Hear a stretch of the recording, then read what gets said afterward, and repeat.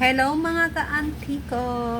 Ang dami ko nang naubos na dojuso. Isang box ng black coffee. Wala nang laman to. Tapos yung ating kape latte. Tapos yung caramel macchiato ay ubos na. Pero meron pa rin akong water. Kaya naman mag-open ulit tayo ng black coffee. Sa lahat mga katsari, sa lahat na flavor na to, ang pinaka-bet ko itong black coffee. Kasi ako po ay hindi mahilig sa matamis.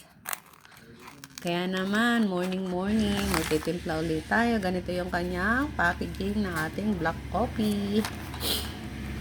Bet ko naman silang lahat mga kacharis, mga kaante, kaso nga lang, hindi talaga ako mahilig sa matamis. 40 years old na tayo, kaya umiiwas ako sa matamis. Kaya ito na lang yung choice ko, yung ating black coffee. Sobrang sarap. Hot water pala yan mga kamamshi, mga kaante ko.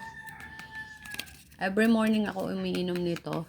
Tapos 3 minutes lang, 3 minutes, 30 minutes lang. Tsaka pupunta na ako sa CR. Sobrang ganda nito, tsaka nakaka-slim ng katawan. Tuloy nyo lang gumamit, hindi porket uminom kayo na isang box ililit agad ang yung magiging slim agad kayo. Hindi ganon. Tuloy nyo yung paggamit ng product. Doon yung malalaman. Pero kung pa isa-isang stick lang at saka sabihin nyo, ay bakit hindi ako pumayat? Ay may ganun, agad-agad. Ano yun, magic. Ayan na. Enjoy sa coffee mga kamamshi. Check out na. Meron dyan sa aking yellow basket. Bye.